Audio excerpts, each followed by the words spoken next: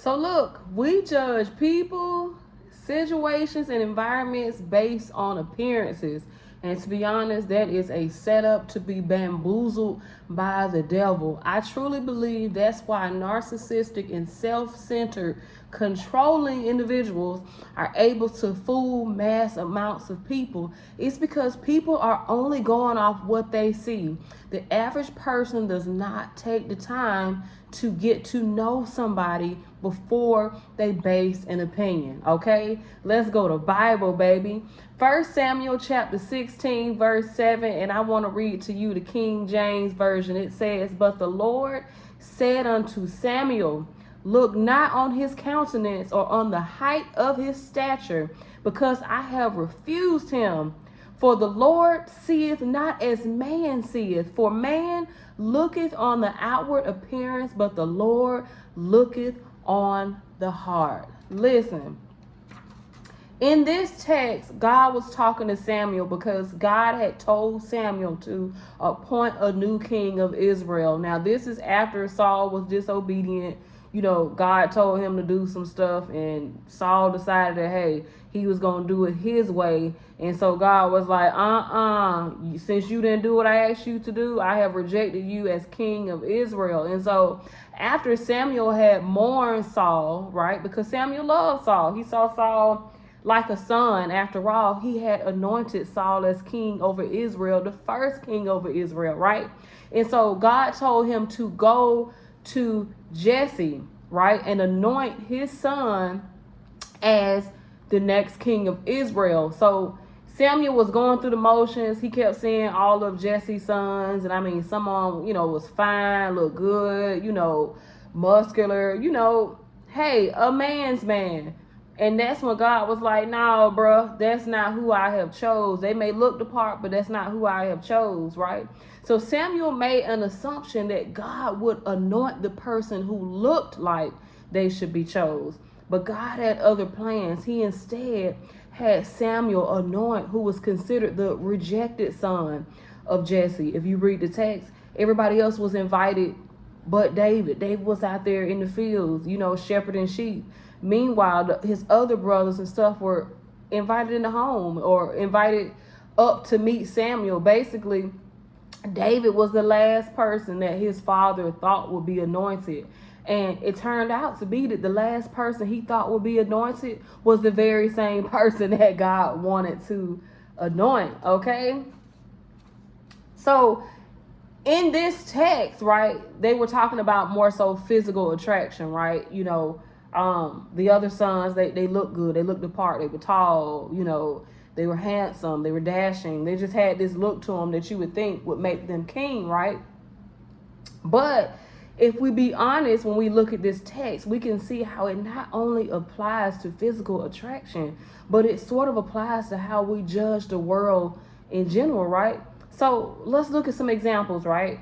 So the average person, right, is in awe of a person who drives an expensive foreign car. I can't tell you how many times I've been to the grocery store with my husband, or I've been out in public and I've seen somebody, drive a Lamborghini, or I remember when those Cybertrucks, first came out, what it was last year or the year before last. I don't know. I don't really follow cars, but people will literally stop in their tracks and stare. Some people will, if they see the person who owns the car come out, I've seen this happen. They're like, oh, hey, can I ask you some questions about your car and this and that? Or even some people will go so far as to try to take a picture with the car and flex as if it's theirs. Like, people are in awe of these people who drive these expensive foreign cars. However, they will look down on somebody who rides the bus. You'll see somebody riding the bus and you'll automatically assume that they broke. They ain't got no money. They ain't got no business about themselves. Whatever the case may be, when in actuality, you don't know what people have going on in their lives. That person that was on the bus could have had a car before. They could have had a car before. Maybe they got into a car accident. You know what I'm saying? Maybe they lost their car because they value keeping a roof over their head than appearances, right? Let's look at some more examples. Sometimes we frown upon the homeless and toot our nose in disgust by their smell, but then we'll go ahead and show respect to somebody who's nicely dressed. Or you'll believe that somebody who has a nice lifestyle, maybe they travel a lot, they live in a nice house, they they drive a nice fancy car, they dress the part, you automatically think, oh, they're blessed or they are a good person, when that may not be the case. That's just an assumption. Look, you can gain things in this world, not just by good deeds, but you can gain stuff through bad deeds too. If you don't believe me, look up some famous scammers. I remember it was a scammer over in, I believe it was Africa. His name was Hush Puppy. Puppy with an I instead of a Y. I used to follow him on Instagram, and I used to be in awe. I mean, this dude had all kind of Bentleys and stuff like that. He was always surrounded by beautiful women. He was always on private jets. Come to find out, he was a scammer. Google it, right? You'll see a beautiful villa, and guess what? It can have leaks and plumbing issues. Just like an apartment in the ghetto. You can't just assume just because something is nice that it's without issues. Look, a man can be famous, wear luxury brands, drive a nice car, and he could be a cheater, right? He can be abusive towards his partner, his spouse, or even his people around him. Look, a beautiful woman can seem to have it all, yet be dark and depressive. She might spend most of her days in bed. She might be cruel to her friends or whatever. You just don't know. Yeah, she might be a 10, in looks, but she could be a 0 or a 1 in personality. You don't know. Look, a person who is physically fit and goes to the gym 6 days a week, guess what? They can get cancer just like somebody who's fat and overweight, who eats a lot of cheese and sweets too. I remember years ago, I had an Instagram page called Cool Fat Chick, and I had gotten a significant amount of followers. I think I had about close to 20,000 followers, and this was maybe like 10 years ago. But I had some trolls come on my page one time. I'll never forget. They were talking about how fat I was and how I was going to die from diabetes. And I went on their page, and this girl was sitting up on her page smoking cigarettes. She was smoking cigarettes. And then the other guy on his page, he was doing some stuff too. And it's just like, I could outlive you being overweight. Don't judge people based on appearance. Judge them by the heart. You don't know what tomorrow may bring. All right. You don't know. A janitor could end up being the future CEO of a Fortune 500 company. Look, an unattractive man could have a kind heart. A person can drive a new BMW and not have a place to stay. Look, a man could be driving this BMW and living in the basement of his grandma's house. Okay. You don't know that. So stop being concerned with images, right? Do your research and get to know people before forming an opinion. Okay. Get to know people, because if you don't, you can easily overlook the love of your life because you're chasing behind fantasies, right? You can be easily conned by somebody with a charming demeanor. I mean, not demeanor, but demeanor. You don't know. You don't know. You could be sitting at this dinner table with somebody and they could be wooing you and saying some of the nicest, charming things. Meanwhile, an hour later, they could murder you.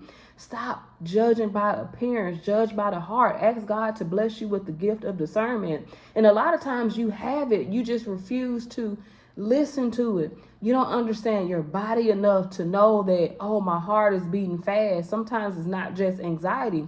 Sometimes that is your discernment at bay that's saying, hey, baby girl, baby boy, you need to ease up off this person, okay? Listen, a homeless person who has not bathed in a year, I'm talking about they smell like straight up doo-doo and pee-pee, right? They got rotten teeth in their mouth and they wearing shabby clothes. I mean, their shoes are talking, got holes in them. But guess what?